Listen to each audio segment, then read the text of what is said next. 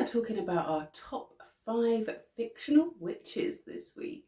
Hi, I'm Victoria Pearson, but you can call me V, and every week on this channel I share a step in my journey towards being just a little bit happier. I always encourage you to join in with those things. I'm also a practicing witch of more than 25 years. I've been practicing witchcraft since the late 1900s, and so as a result of that, I like my witchy media, okay? One of the ways that we make ourselves happier in this horrible, horrible world is a little bit of escapism every now and then. And so my youngest son suggested a while ago that I should do a video on my top 5 fictional witches. And so I thought I would do that one with you today. That sounds like fun. Obviously, this video will contain some minor spoilers for different shows. I will try and give you a heads up about what the show is before each segment so that you can skip forward if you haven't seen it, but I will try and do it as spoiler free as I can. Now, I really struggled to narrow my list down to just 5, although it did become a bit easier when my son told me to make this a real challenge. I can only do one witch from the Terry Pratchett books from the Discworld series. That is a challenge to try and decide my absolute favourite Pratchett witch, but we'll get to that later. Before we get into my top 5, I have to do a couple of honourable mentions, because by the time I had done my shortlist, I had about 8 on there, and I got into a real state about it, because I thought I can't do a whole video and not mention these people, but also they're not quite into my top 5. So, honourable mention number 1, Polgara the Sorceress. Now, I've decided that she is a honourable mention rather than part of the top 5 purely because she's Polgara the Sorceress, and I've never heard her referred to as a witch throughout any of the books that she was in. Polgara appears first in the Belgariad series by David Eddings, then again in the Mallorean, and then he went and wrote the prequels for both her story and her father's, so she appears in both of those as well. Altogether, that is about 15 books worth of Polgara, and so I feel like I spent a long time with her. I really got to know her. She is, I think, 4,000 years old at the end of the books-ish, and the prequels cover a lot of her life, so I feel like we really got to know Polgara. She's a very self-sacrificing woman. She puts her family duties above all things, and that could actually make her quite unhappy, but it doesn't. But my absolute favourite Polgara moment has to be during her early years as a sorceress, where she is desperate to learn. She's got a real thirst for knowledge. Her uncle has been teaching her some things, but her father still thinks that she is too young, and he's trying to get her to do all basic things that she finds very easy. He can't quite accept that his little girl has grown up enough to be able to wield the kind of power that she can. So she deals with this in the most creative way.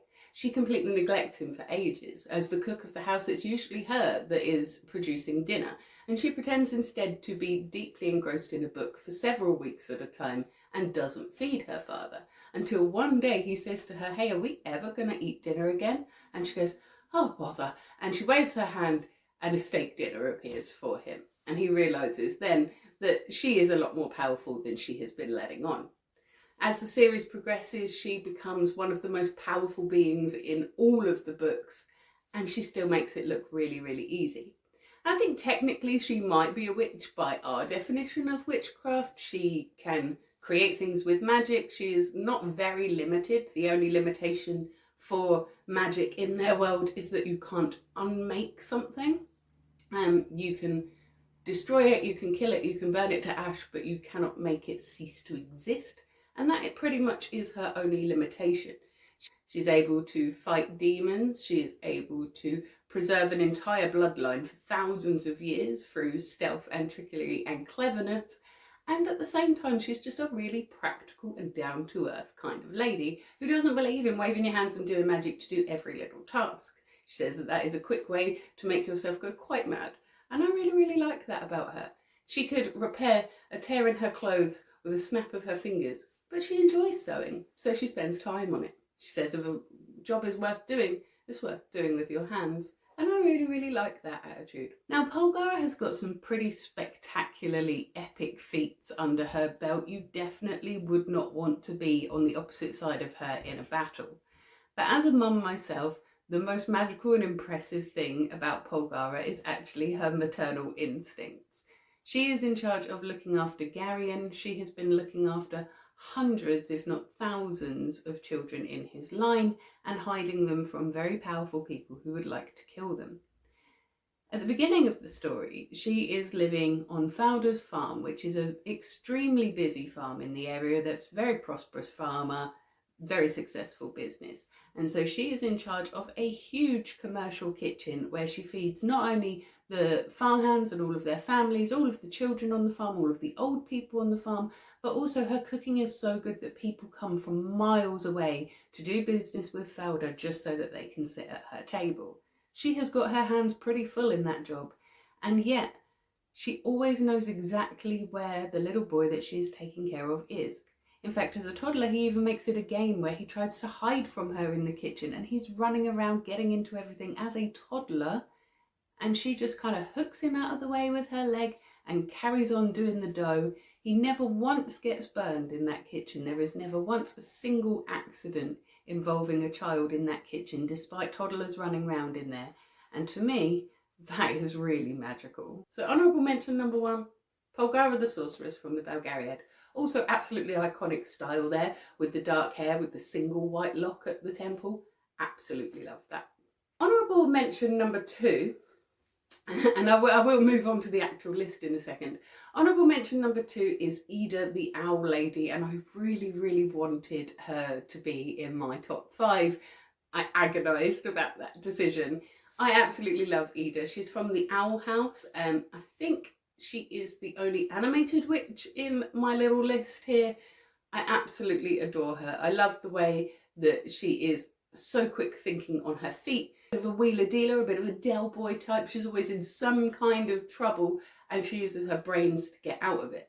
And although everybody around her sees her as a bad guy, she's this evil owl beast thing, she leans into that, she uses that for her marketing, and I like that about her, but she also has an absolute heart of gold. She takes on the more vulnerable people in her community, she takes care of them, she teaches them what they need to know, and she keeps them safe, even though she would be well within her rights to go, nothing to do with me. She sees that as her duty to protect Luce, the main character in the Owl House. Actually, would you say Luce is the main character? Probably. She protects that child who has come into this world that she knows nothing about, and she never stops wanting to save her people or her world, even though they have thoroughly rejected her. I really love that about her. And of course it does help that she has the cutest sidekick in the world, which is King. And now we will get on to the actual list. I wanted to include Ida in there, but that would have meant getting rid of my witch number 5 on my list. And she was a very formative witch for me. It's of course Mildred Hubble from The Worst Witch. Books that I read when I was probably 6 or 7 and absolutely loved. Mildred is obviously your classic school child coming of age adventure plus magic and witchcraft. I loved everything about the Cackles Academy and I loved the whole magic school concept. But what I really loved about Mildred was how relatable I found her as a child. Mildred is very clearly an undiagnosed ADHD child. She's never got her laces done up, her homework is always late, and of course the cat that she picks up is the only cat that isn't a sleek little black cat, it's the unwanted little tabby. She struggles with her schoolwork and she struggles to do the right thing, but she never stops wanting to do the right thing. And of course, despite the fact that she is kind of ostracised by her peers and seen as the worst witch, a terrible witch, bad at being a witch, she still saves the day multiple times. And I think as a child who did struggle to do my laces up and be in the right classroom at the right time and all those sorts of things, I found Mildred so relatable and lovable for that reason. And it also gives me the kind of hope that I could still save the day even if my homework isn't done on time. Love that. Of course, Maud is another sort of honourable mention there, Mildred's best friend, because without Maud, Mildred would have got into all sorts of hot water. And I also found Maud relatable as well, with her anxiety about making sure she gets all of her grades correctly, and how also sort of being outside of the peer group a little bit as well. I just love Maud too, but Mildred has to be my number 5 on my list. So start of my list, definitely Mildred Hubble from Cackles Academy in The Worst Witch. Moving on to my teens now, and of course the iconic witch of the time was Willow Rosenberg from the Buffy the Vampire Slayer universe. Absolutely loved Willow's journey as a witch throughout the whole of the series, even when she went into her Dark Willow phase, because honestly, who wouldn't react badly to your girlfriend and person who you've developed your craft with and been really, really close to being killed in quite a sketchy way? Her reaction to me was totally plausible, even though it wasn't always desirable. She was also the bisexual awakening, I'm sure, for many, many girls in the 90s. We absolutely love Willow. We love the way that she really owned her power, and even as a beginner, she was doing things like re-souling Angel. Absolute icon behaviour. Loved her look, loved her style, loved her attitude. And although Buffy might be the centre of the show, she couldn't have done half of it without Willow there. You got to give Willow props for that. Number 3 on my list, and I have to be a bit specific here. Number 3 is Agatha Harkness, but specifically from the MCU in WandaVision and Agatha All Along, because I have not in fact personally read the comics that relate to her, and I have the understanding that her character is very, very different in the comics. But I loved her in WandaVision and Agatha All Along. And yeah, I get that she's not supposed to be the good guy, right? She is a very morally ambiguous character. She's very morally grey. She does what she has to do to survive, but that doesn't mean that she's completely unfeeling. We have been told throughout the MCU that she is irredeemably evil, but the voice that we have heard that from has been her abusive mother who tried to kill her. And of course that woman is going to say that she had good reason for doing that. The one person that really, really knows Agatha through and through, in and out, no hiding from her, is of course Rio Vidal, whose spoiler is Lady Death in the MCU. And incidentally, I need to do a little honourable mention for her, because she mentions that she's a witch. She calls herself the Green Witch. And she would of course have shot straight to the top of the list if I hadn't excluded her purely for the reason that she is death as well as a witch, and that's a little bit different from being just a witch. I am the natural order of all things, baby. And you love me. But of course, Rio being death itself, she knows the whole heart of everything that Agatha has always done. Anything that Agatha has done, all of the so-called bad things that Agatha has done, and she still loves Agatha. And this is a person that had a child with Agatha, you know, so they're very, very close. There is no stretch of the imagination where you could call Agatha a completely good guy. She has killed people repeatedly, and hey, maybe that is what Rio loves about her, being death itself. But I don't think that we can call her an irredeemably bad guy based purely on evidence from her abusive mother. That's, you know, we don't know what went on there. What we do know is that when we see Agatha about to be executed, we see that she begs her mother to spare her life. We see her saying she can be good. And we also see that her killing of her mother and her mother's coven isn't entirely a voluntary act. Like, we know that towards the end of the arc in Agatha All Along, that Agatha can to an extent control her powers and control how much that she takes from people. But at the point of her execution, she was a frightened teenager who was being attacked by people who were supposed to care for her. And we very much get the impression that it wasn't an entirely voluntary choice to kill the mother and her coven. We also know that she has felt some shame for the killings that she's done because, again, big spoiler, but when she dies at the end of Agatha All Along, we become aware that the reason that she is avoiding crossing over and chooses to become a ghost instead is not just to avoid Rio, but to avoid her son, because she is so ashamed that she cannot face him after everything that she has done. And if choosing to be separated for an eternity from the child that you have loved your entire life isn't enough of a penance for her, then I'm not really sure how she is supposed to prove her remorse. She is very clearly and obviously remorseful for what she has done. But at the end of the day, Agatha is a survivor. She does what she needs to do to get by. If people get hurt along the way, that's her problem. I love me a morally great character. What can I say? That's one of my favourite things. No human on this earth is all good or all bad. And okay, Agatha might have a touch more of the bad about her, but who doesn't love that? Also, absolute style icon. Love the hats. You will never make me hate Agatha. So number 2 on my list is Piper Halliwell from the original series of Charmed. I haven't seen the new series of Charmed, so I don't know if it is like a retcon or a reboot, and so I don't know if there is a Piper in the newer version of Charmed. But I'm talking specifically about Piper Halliwell from the original Charmed series. And I'm going to do a little bit of spoilering in here, I'm afraid. So Piper originally was the middle sister. She was the peacemaker between two really strong personalities with her older and younger sisters. She often had to put her own needs on the back burner in order to act as that peaceful bridge between those two. And it's been a while since I've watched it, so I might be wrong here, but I'm pretty sure she was also the one that did most of the caring for the Charmed One's grandmother when she was alive as well. At some point, though, her older sister dies and it catapults her to being head of the family. And it's something that Piper as a character, although she does grieve the loss of her sister and she is scared of the responsibility of being the eldest daughter, she really does step up to the plate with it in an amazing way, in a way that I don't think any of the other sisters could have if they had been in her position. Obviously, being the eldest daughter and the eldest sister of any family is always going to be a rough ride, but even more so when you are a charmed one and you are constantly being attacked by demons and even at one point the source of all evil, and as well as having angels that aren't exactly on your side with things. She manages to step up to all of those challenges, and she does it in such a way that she makes it look easy. In that regard, I actually think that she reflects a lot of struggles for a lot of women who aren't witches as well, because she has to juggle her work with her calling and later on motherhood, as well as taking care of everybody within this family. But she is the undisputed matriarch, and that is what she does.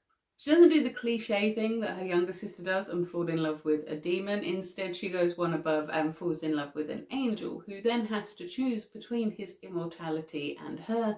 And of course, he chooses her, because who wouldn't choose her?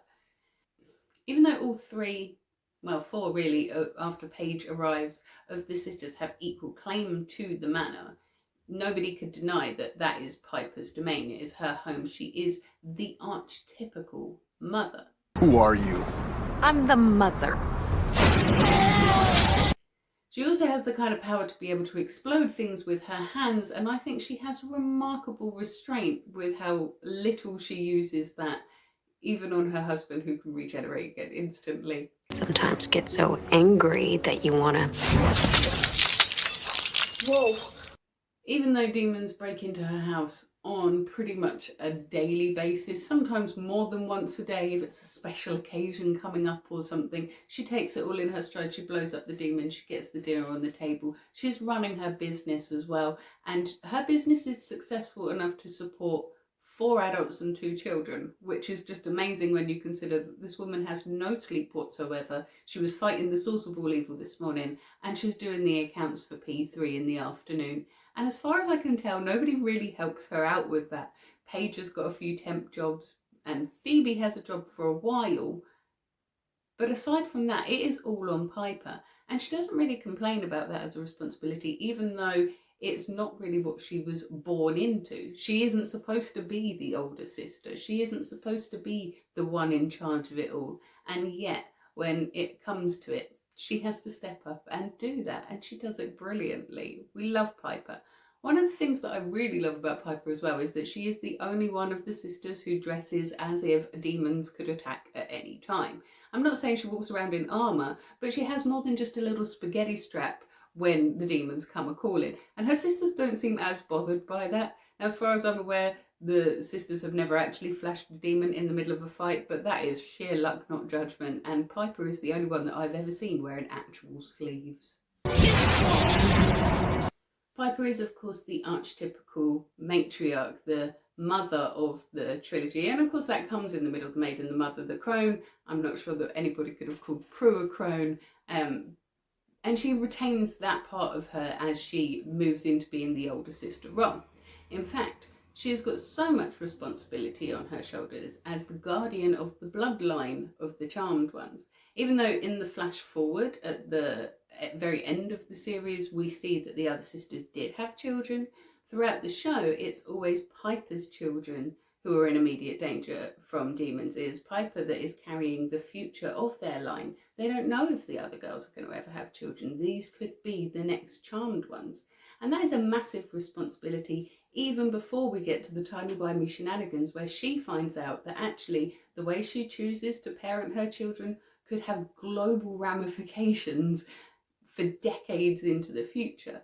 Now that is of course true of raising all children, but when it comes to Wyatt and Chris, they're very, very powerful children, and the amount of responsibility that it must take to be able to raise a magical child in a world where everybody wants to either kill them or take them hostage and like give them Stockholm syndrome and like entice them over to the dark side. That is a heavy, heavy responsibility. And although her partner is involved with raising the children, I felt a lot of the times Leo was kind of an absent dad. Like, okay, you're an angel, you kind of have to go up there. But your children could end up destroying the world if you are not a present father. Maybe make some time for some baseball, do a load of laundry occasionally. Piper is the only person in that multi-adult mansion that I ever see doing any kind of housework. In fact, they don't even discover the sort of clean it all up spell until really quite late into the seasons. Can I just say though, who wouldn't love a clean it all up spell? Who wouldn't love to walk into a messy house and go, ah, and then it all just be done and fixed and perfect and nice? What I wouldn't do for a spell like that. And that leads me to wondering as well how they ever got any kind of insurance on their mansion. Damn it, we just got the thing fixed.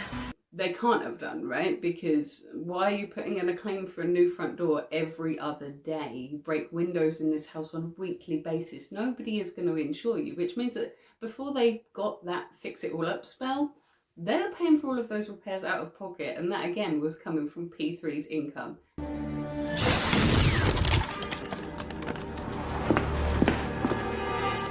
Piper, I think that was Paige's chair. Yeah, I know, it was ugly. Solely run by Piper at night time, as if she wasn't doing all of the cooking, cleaning, housework and demon hunting during the day. That woman is an unstoppable force of nature, and I absolutely adore her. And so we've reached number 1 of my top 5 fictional witches, and of course my son made me promise that I would only do one Terry Pratchett witch in this entire video. And so I had to save the best for last, because who doesn't love Granny Weatherwax? Now, although Piper, in my last example, she is very duty driven, she still manages to retain a sense of identity outside of that, throughout juggling her work and her magic and her children and her family dramas. She still manages to remain Piper Halliwell throughout all of that, which is something that everybody wants to aim for.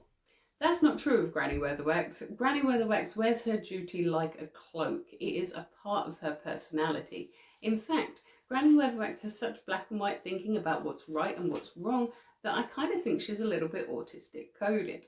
And I love that about her as well. She loves her little routines. She loves her goats. They're very predictable, and she says that's what she likes about them, that they're predictable and that they're placid.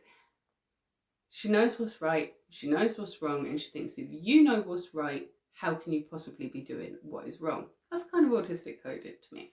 I absolutely adore Granny Weatherwax, but I kind of feel a little bit sorry for her at the same time, because she literally could have done or been anything. At one point she had the entire world offered to her. She could have been not just a queen, but a goddess worshipped by people. And she turned that down to stay in a little mountain village and cut old men's toenails and make sure babies were born safely and look after these people that not only fear her, but actively dislike her, because that is the right thing to do. Who wouldn't want to live up to that? Well, I was very young when I read my first Pratchett. I read Weird Sisters as my first Pratchett. It became a formative part of my practice. A lot of my personal witchcraft practice now is very rooted in Granny Weatherwaxisms. In fact, if you were to force me to sort of boil my morality down to a sentence or two, I would steal from Esmeralda Weatherwax and tell you that what I believe is that those that can have to do for those that can't, and someone has to speak up for those who have no voices. Granny Weatherwax never concerns herself with being nice. She concerns herself with being good, and being good isn't always being nice. Being kind isn't always fluffy and soft, and she recognises that. And if it is for your own good, she is fully prepared to let you hate her so that you can learn the lesson. And that is just so indicative of her character. She sacrifices her own wants and desires for what is right and what is good. She could have had a wonderful love affair with Ridcully. She could have gone travelling. She could have done anything, been anything, gone anywhere, done anything. She is feared and respected because she is so powerful, and yet she chooses to live a life of duty when so many other people would instead choose the power. One of the anecdotes that I love the most about Granny Weatherwax, though, shows that she has always got a plan B, and you might not always like it. I can't remember which book it is in, but there is a scene where a family calls her for help because their little boy is dying, and so is their prized cow. And so she takes the boy to the cowshed so she can watch over both at the same time. And because a cowshed, she says, is a good sick room. It's nice and warm, it's dry, it's cosy. And so she takes the boy there and she watches over them through the night until death arrives. And he says, I've only come for one. And she says, good, take the cow. And he says, that's not really how it works. And she says, well, I know the rules, so I know that I can challenge you to a game. And he goes, oh God, please not chess. But they end up playing a card game. It's called Cripple Mr. Onion. And Granny Weatherwax wins. And she says to him to take the boy. And he says, the cow's a valuable creature. And she says, well, who knows what the child will become. And so he takes the cow. And as he does so, he swings his scythe and he says, ow, because he's got a repetitive strain injury from constantly using the scythe. Granny Weatherwax offers to help him, and she feels around and she clicks his bone back into place and he feels much better. And as he's leaving, he says, I have to know, like, what would you have done if you hadn't won? And she says, well, for a start, I'd have broken your bloody arm. I absolutely love that she always has a backup plan like that. I also love the sort of quiet implication throughout the books that even Death is a little bit scared of Granny Weatherwax. He definitely has respect for Granny Weatherwax, even if it's not like an outright fear of her. And even the people that really deeply fear her, they respect her. Even if they don't love her, they know they can't really function without her. Considering that she was written by a man, I think she is so wonderfully complex written as a female character. And I think that it really shows that Pratchett writes people, not genders. A lot of male writers think, well, how would a woman feel about this? But Pratchett approaches it as how would a person feel about this, and accidentally nails it every time. She is wonderfully complex. She never once feels sorry for herself. She won't allow that in herself. She will always find a way. Even if everything looks completely hopeless, she will find the right thing to do. And I absolutely love that about her. And I think she will always be my top fictional witch, purely because she influenced so much of my own practice and my own craft and my own way of doing things. She often says it's not so much the medicine, it's the spoon. She describes some of her magic as headology. I think modern people might call it spicy psychology, just to mix it up a little bit. But having that idea laid down at a very early age, that how we believe in the magic also affects how the magic works, really helped me in developing my own personal practice. And I will forever be grateful to Esmeralda Weatherwax and to Terry Pratchett for bringing her to us for doing that. Big spoiler for the final Pratchett book, Shepherd's Crown. If you haven't read it, stop listening now. When I first started reading the Shepherd's Crown, I could tell within a few pages that Esmeralda was about to die. And I was upset about it, and I had to put the book down and walk away for a few days until I decided that no, I needed to know what happened, and went back to it. And when I went back to it, I was actually really, really glad, because by the time I'd read it, Terry Pratchett had passed away. And he was a very important author to me growing up. The Discworld series was very, very important to me growing up. And it left a hole in my world knowing that there wouldn't be another Pratchett book. So I was really deeply grateful that he had closed her arc. And actually, the way that he did it, by killing her off, allowed us as readers to grieve him at the same time that we grieved the character, and it was actually the perfect end for that book. So I love Esme Weatherwax. I do love all of the witches of the Discworld. They are all so fantastic in their own particular ways, but I just love her no-nonsenseness. I love that she is prepared to work hard, because to me, working hard and caring for your community and putting the work in to learn things is such an important part of being a witch, and she just embodies that so deeply. She's always on the search for more knowledge. She's always humble, however powerful she gets, and she always cares about her community, even if they don't really care about her, and that is just the most beautiful thing to me. One of the things that I love about Granny Weatherwax is that she says that evil begins when we treat people as things. And the person she's speaking to says, well, no, there's lots of things that are more evil than that. And she says, yes, but they start when you treat people as things. And that is so very, very deeply insightful. For somebody that is born in a tiny little village, barely ever leaves it, has no access to the outside world, has no formal education whatsoever, to just instinctively know that makes her a hero in my eyes. I blooming love Granny Weatherwax. So, I hope that you enjoyed my top 5 fictional witches. I would love to hear your favourite witches in fiction. I would love to hear where you think I'm wrong and who you would have put in instead. Because hopefully then I will also learn some new fictional witches that I didn't know before, and I'll get to discover all sorts of cool new shows just in time for the autumn season. That would be amazing. Join me on Monday for my next vlog. I think I'm due a witchy one, but I've honestly no idea. You will just have to like and subscribe and join me on Monday, 6 AM UK time, to find out what I'm going to be yapping about. I don't know. But I will be here talking about something. And I will also be here every single morning in your shorts, taking a great big deep breath and letting you know what I'm grateful for. This is a daily little ritual. It's kind of a spell. The more that you look for something that you are grateful for that's brought you joy that day, the more you're training your brain to notice those things, and it makes you feel generally happier, even if you're not making any material changes in your life. Once you feel a little bit happier, you're more able to deal with the challenges that come your way. So I urge you to join in with me, and also because here are the little things that make you happy, just makes me happy. So like and subscribe, or don't, I'm not your mum, but either way, you have yourself a magical week.